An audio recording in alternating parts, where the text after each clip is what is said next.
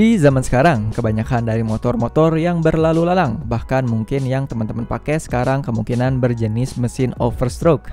Contohnya seperti mulai dari generasi Honda Kirana sampai dengan Supra X125. Lalu ada Suzuki dengan Shogunnya, bahkan Yamaha tetap setia dari generasi Krypton sampai Jupiter MX. Tapi yang jadi pertanyaan, kok kebanyakan mesin overstroke ya yang beredar? Oke, kita simpan dulu pertanyaan yang satu ini, dan gimana kalau dengan overbore? Nah, untuk jenis overbore, diantaranya adalah Honda dengan generasi C-nya, seperti yaitu C70 sampai dengan C100 Supra Generation, Suzuki bersama Shogun 110 yang sempat merajai jagat road race, Smash lama yang benar-benar bandel, dan yang paling powerful si Ksatria FU. Lalu ada juga Kawasaki yang selalu setia dengan konsep mesin ini. Dan kalau buat Yamaha, apa ya? Setahu kita sih nggak ada tuh generasi 4 taknya untuk kelas mesin-mesin kecil kecuali untuk kelas performanya dari Yamaha.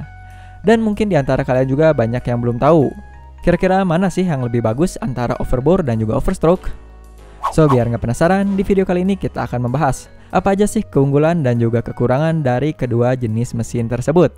Dan tanpa basa-basi lagi, yuk kita gas kupas tuntas tanpa berbekas.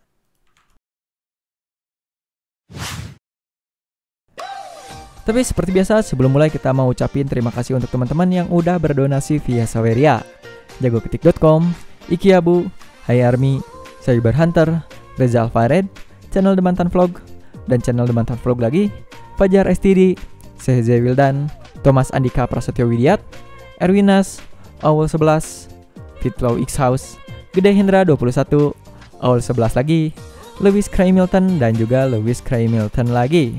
Seperti biasa, semoga rezeki kita semua yang berdonasi dan teman-teman yang nonton video ini selalu dilipat gandakan dan juga dimudahkan. Amin. Deep to Black.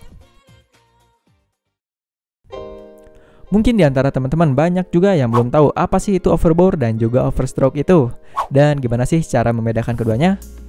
Oke, untuk yang belum tahu, mesin yang bertipe overbore ialah mesin yang biasanya mampu berputar atau berkitir sampai RPM yang tergolong tinggi, serta menghasilkan tenaga yang besar di RPM menengah sampai dengan atas. Biasanya jenis mesin ini memiliki diameter piston yang lebih besar dari langkah pistonnya. Sedangkan untuk overstroke merupakan kebalikan dari overbore, yakni panjang langkah piston lebih besar dari angka diameter pistonnya. Maka karakter yang tercipta adalah mesin yang bertenaga di putaran rendah, sehingga cocok untuk kendaraan harian yang cenderung stop and go. Dan biasanya juga dibarengi dengan torsi yang tinggi. Gimana? Sampai sini kira-kira udah paham belum?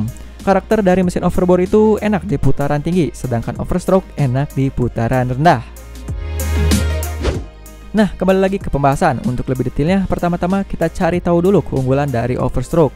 Dan dari sini kita nanti bakalan tahu alasannya kenapa motor sekarang kebanyakan menggunakan jenis ini. Keunggulan overstroke yang pertama adalah putaran mesin yang relatif rendah untuk menggapai power maksimal. Jadi kita nggak perlu lagi pelintir gas dalam-dalam. Lalu selanjutnya ukuran seher, klep, blok silinder ukurannya relatif kecil sehingga mengurangi kos. Sesuai dengan zaman sekarang yang dimana orang-orang lebih membutuhkan motor multifungsi dan murah karena buruknya ekonomi. Lalu selanjutnya, irit bahan bakar yang diakibatkan rendahnya putaran mesin. Nah, lagi-lagi berhubungan sama yang namanya duit. Karena dengan mesin tersebut kita nggak perlu beli bensin banyak-banyak. So, jelas sangat bermanfaat untuk menjaga ketebalan kantong kita. Dan keunggulan lainnya bagi kalangan speed lover adalah kemudahan untuk menambahkan cc atau menaikkan cc dari mesin overstroke ini. Karena di sini kita hanya perlu bubut blok dikit, ganti seher yang lebih besar, dan voila, cc pun akan meningkat. Paling di sini sisanya kita tinggal sesuaikan aja rasio kompresi mesin, dan kalau mau lebih kencang lagi, tinggal oprek bagian port di bagian head. Dan oke, untuk kekurangan dari jenis mesin ini adalah dengan kecilnya diameter seher, otomatis diameter klep akan kecil juga. Tentu mengakibatkan sedikitnya bahan bakar yang masuk, mesin gak mau teriak, dan putaran atas yang loyo. Dan selain itu, untuk kalangan speed lover harus berhati-hati dalam penggantian komponen mesin, seperti contohnya CDI. Karena dengan penggunaan CDI non-limit, bisa mengakibatkan mesin cepat berteriak, dan jika melebihi piston speed limit di 21 ms, piston rawan jebol. Dan itu dia kekurangan dan kelebihan dari overstroke. Nah, sekarang giliran keunggulan dan kekurangan si overbore. Keunggulan yang pertama adalah dengan besarnya diameter seher, maka klep yang dijejalkan biasanya lebih besar juga. Bahkan bisa dibilang bahan bakar yang masuk pun bisa loss, banyak. Lalu selanjutnya putaran mesin serasa tak habis-habis. Contohnya seperti ZX25R yang bisa mencapai 18.000 rpm. Hal ini bisa terjadi disebabkan saat putaran tinggi piston speednya belum mencapai limit 21 milisecond. Tapi tentunya ini juga harus didukung dengan sistem katup terutama bagian per dan juga part yang memadai seperti penggunaan material Inconel atau titanium ya. Dan terakhir, walaupun digeber habis-habisan biasanya mesin tetap aman karena biasanya jenis mesin overbore sudah disesuaikan oleh pabrikan agar tetap memiliki durabilitas yang baik dan mampu menopang tingginya putaran mesin.